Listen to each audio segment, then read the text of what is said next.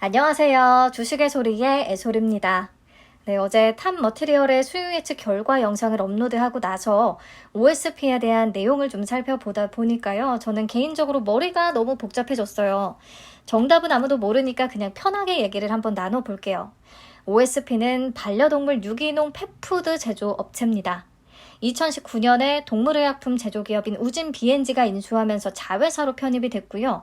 우진 B&G가 현재 OSP의 최대 주주이자 지분 55.09%를 보유하고 있습니다. 자, OSP는 모회사의 특허 기술과 업계 노하우를 활용해서 고품질의 사료를 연구 개발하며 빠르게 성장할 수 있었던 거라고 하네요.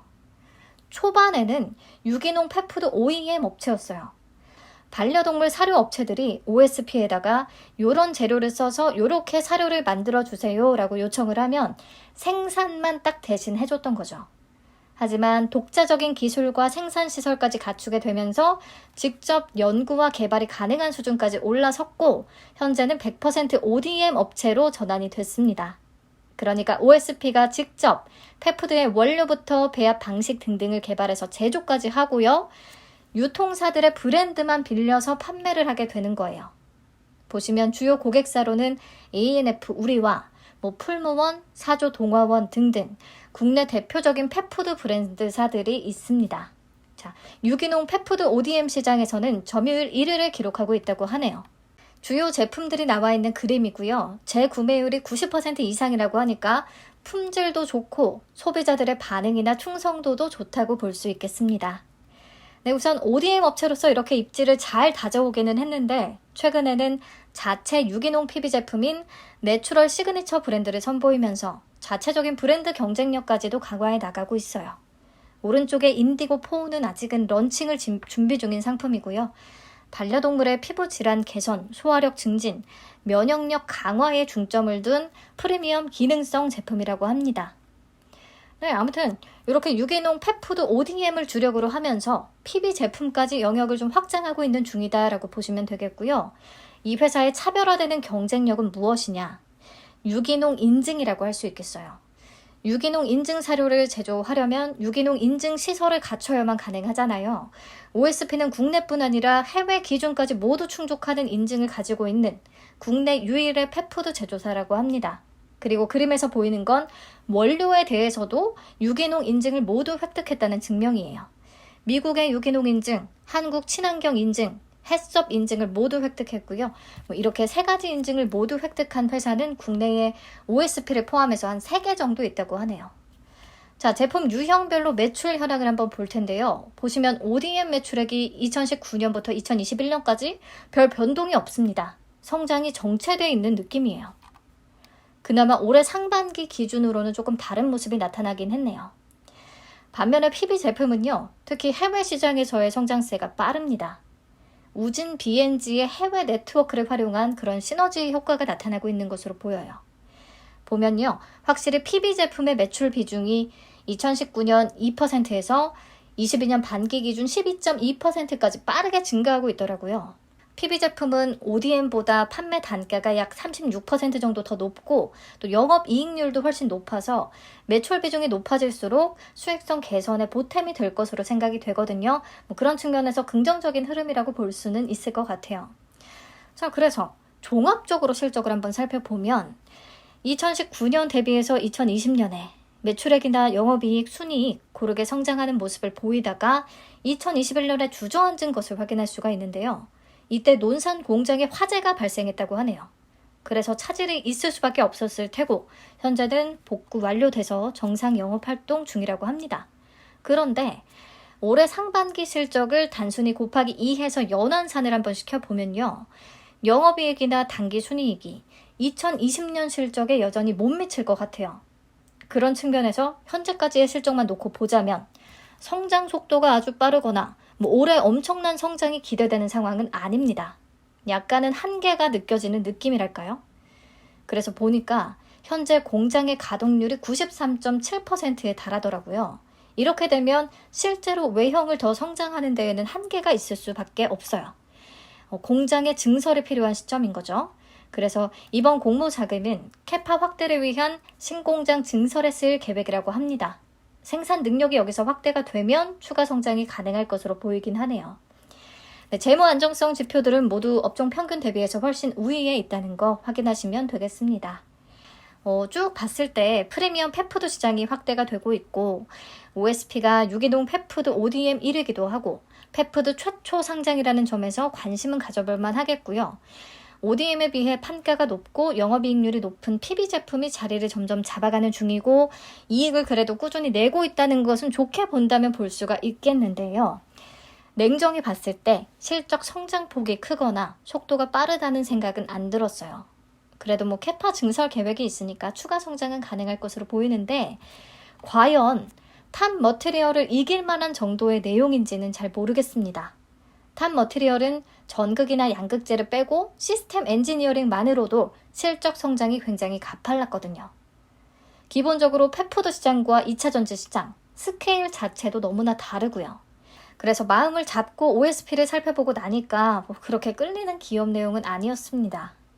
자, 우선 수요 예측 결과를 볼게요. 경쟁률은 1582.84 대 1, 1634개의 기관이 참여했습니다.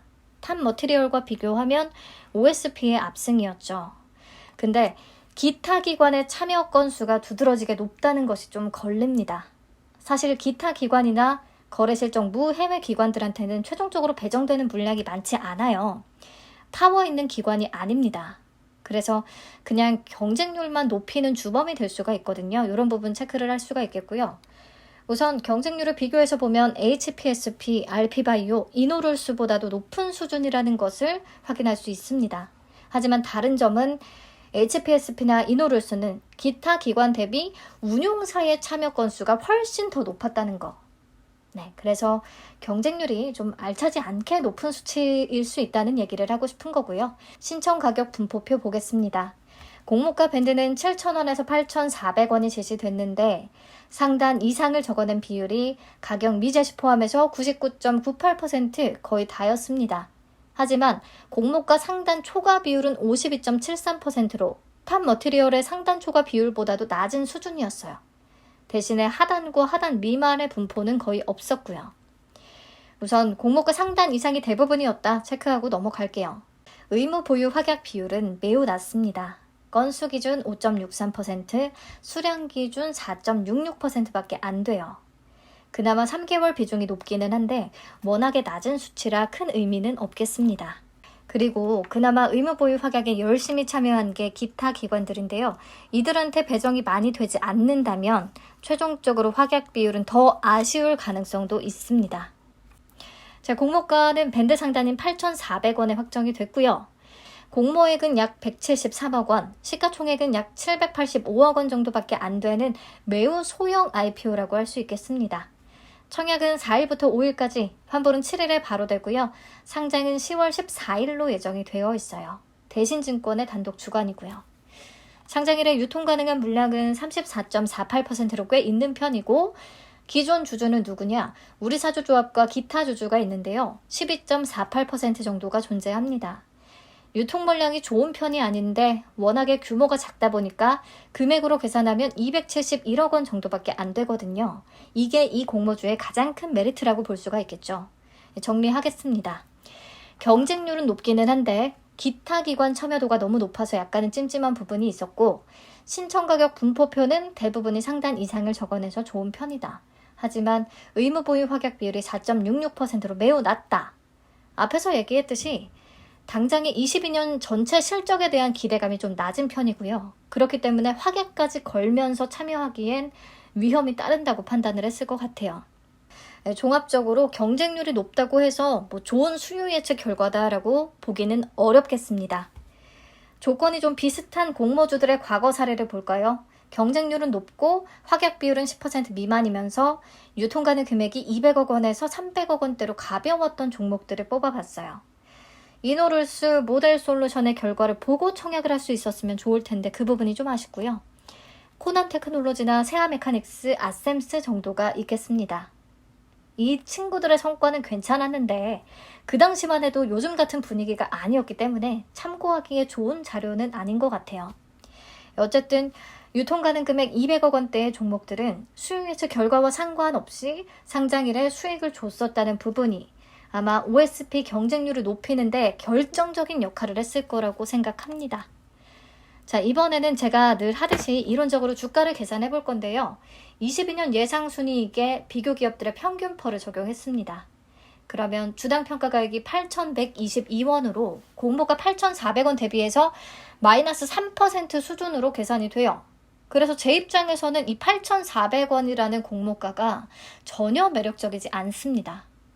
이게 왜 그렇지 싶어서 회사가 어떻게 공모가를 산정했는지 다시 한번 들여다봤는데요. 최근 4개 분기 순이익인 39억 원을 적용해서 산출을 했었더라고요. 그래서 마찬가지로 39억 원을 한번 적용해 봤더니 공모가 대비해서 21% 플러스인 수준으로 계산이 나왔습니다. 하지만 저는요, 최근 4개 분기가 마음에 들지 않습니다. 최근 4개 분기라고 하면 2021년 하반기부터 2022년 상반기까지가 포함이 되는 건데요. 앞에서 얘기했듯이 2021년에 이 회사 화재가 발생했다고 했잖아요. 그래서 표에 보시면 2021년 상반기에는 완전히 실적을 죽었고요. 하반기에 밀렸던 주문까지 열심히 다 처리를 한 거예요. 즉 하반기에 실적이 집중될 수밖에 없었다는 뜻입니다. 그러니까 39억 원 계산된 게 올해 예상순이익인 31억 원보다 높은 수치가 적용이 된 거죠. 네. 그래서 22년 예상순이익을 적용하면 공모가보다 오히려 마이너스 수준이라는 거 말씀을 드리고 싶었어요. 네, 결론적으로 OSP에 대해 마음먹고선 차근차근 살펴보니까 오히려 좀 실망스럽습니다. 높은 수요 예측 경쟁률과 상단 이상에 몰린 신청가격 분포표는 그저 낮은 시가총액과 유통시총만을 노린 기관 투자자들의 목적이 드러난 결과가 아닌가 싶어요. 기업 본질보다는 단기 수익 가능성에 초점을 맞춰서 접근하는 게 과연 맞는 건가 좀 혼란스럽기도 하고요. 물론 제 분석이 틀릴 수 있습니다. 그리고 OSP를 분석하다 보니까 오히려 탑 머티리얼이 좀 아쉽다는 생각이 들었어요. 간단히 몇 가지 측면에서 비교해본 표인데요. 사실 OSP는 수요 예측 경쟁률이 높고 유통가능 금액이 200억 원대로 낮다는 것을 제외하면 그 밖에 다른 부분들은 탑 머티리얼이 제 기준에서 조금 더 나아 보였어요. 특히 탑 머티리얼은 전극과 양극재 분야를 제외하고 2차전지 시스템 엔지니어링 분야만 놓고 보더라도 현재 실적 성장폭과 속도가 굉장히 빨랐잖아요. 그리고 얘기했듯이 현 시점에서 전극을 본격 양산하고 있지 않다는 건 아쉽지만 양산 가능성은 그래도 꽤 높게 생각한다고 말씀을 드렸습니다. 그러면 현재 실적이나 앞으로의 성장 가능성 이런 측면에서 탑 머티리얼이 저는 좀 더 매력적이라고 생각을 한 거죠. 물론 WCP로 인해서 2차전지 섹터 자체에 대한 실망감이 크다는 건 좀 부정적으로 작용을 할 수 있겠지만요. 이론적인 주가 측면에서도 마찬가지입니다. 22년 예상 실적 기준으로 탑 머티리얼의 공모가가 더 매력적이라고 봤고요. 장비 업체로서만 봤을 때 말이죠. 소재 업체로서 점수를 조금 더 주자면 업사이드는 더 열려있다고 할 수가 있겠고요. 그래서 이런 부분에 대해서는 여러분도 자유롭게 의견을 남겨주세요. 그냥 제가 평가할 때는 그렇습니다. OSP의 기업 자체 내용이나 성장성, 현재의 실적, 주가, 어디에도 큰 점수를 주기는 어려웠어요. 하지만 공모주로서의 분명한 매력이 있기에 경쟁률이 높을 수 있었던 것이라고 생각합니다. 200억 원대 유통시총과 주당 단가가 10,000원 미만이라는 거. 자, 그러면 떠오르는 종목이 하나 있어요. 대성 하이텍. 경쟁률이 높았고 수요 예측 때 의무보유 확약 비율이 4%대로 비슷했어요. 유통가능 물량과 기존 주주 비율까지도 비슷합니다. 유통가능 금액은 대성 하이텍이 조금 더 높긴 했는데 최종적으로 300억 원대 기록하면서 아무튼 가벼운 게 장점이었죠. 이 친구가요. 상장일에 시초가 44%를 찍고 고가 기준으로 72%를 기록해줬거든요. 아마 이 사례도 기관들 선택에 영향을 미쳤을 거라고 봅니다. 그래도 차이점은요. 대성 하이텍은 이론적으로 주가를 계산해 봤을 때 공모가 플러스 30% 정도로는 계산이 됐었어요. 이렇게 마이너스가 나오진 않았습니다. 그래서 저는 개인적으로 OSP의 상장일 수익률을 조금 더 보수적으로 잡아야 하지 않나 싶은데 성과는 아무도 알 수 없죠. 8,400원, 주당 단가가 워낙에 저렴하니까 밸류에이션과는 상관없이 가격이 너무 매력적이야 라고 생각하는 분들이 분명 많을 거란 말이죠. 그래서 매수세가 조금 붙은다면 쉽게 오를 수가 있으니까 결과를 제가 장담할 수는 없습니다.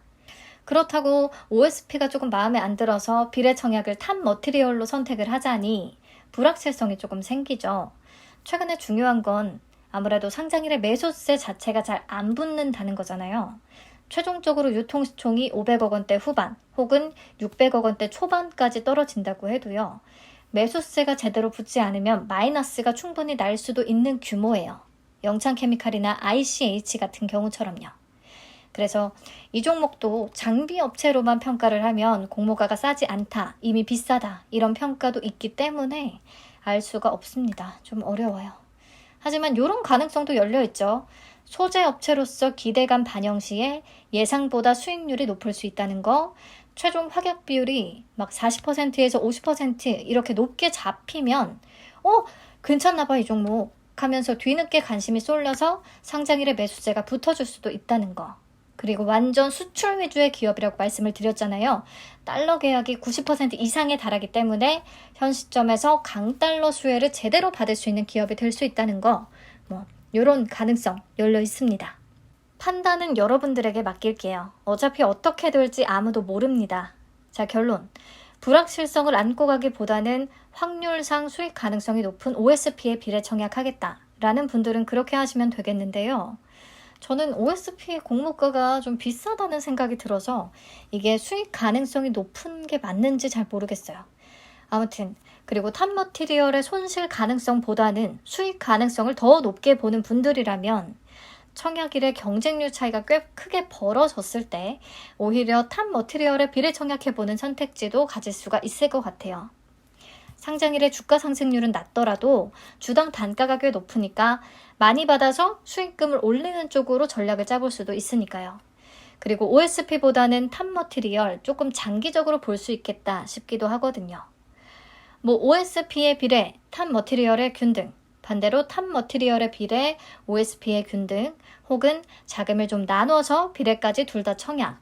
이렇게 몇 가지 경우의 수를 생각해 놓고 청약일의 경쟁률 참고해서 본인 투자 성향에 따라 선택을 하시면 될 것 같습니다. SBB테크의 수익 예측 결과와 기업 내용 분석도 참고하셔야겠고요. 그래야 자금 배분을 할 수 있을 테니까. 네, OSP의 배정 물량은 51만 4천 주, 균등 물량은 25만 7천 주가 되겠고요. 모델 솔루션에 약 23만 건이 들어왔거든요. OSP는 그에 못 미칠 것 같은 느낌이에요. 그렇다면 균등은 한 주 이상 받을 수 있겠죠. 청약 한도 챙겨봐 주시고요. 최소 청약 수량은 20주입니다. 증거금 8만 4천 원 필요하다는 거 체크하시면 되겠습니다. 와, 역대급으로 머리가 아픈 결과네요. 시장 분위기도 좀 살펴봐야겠고요. 이것저것 다 체크해서 현명한 판단 하시길 바라겠습니다. 뭐가 현명한 판단일지는 솔직히 상장 후를 봐야 알 수 있겠지만 어떤 선택이든 좋은 결과가 따르기를 바랄게요. 감사합니다. 남은 주말 잘 보내세요.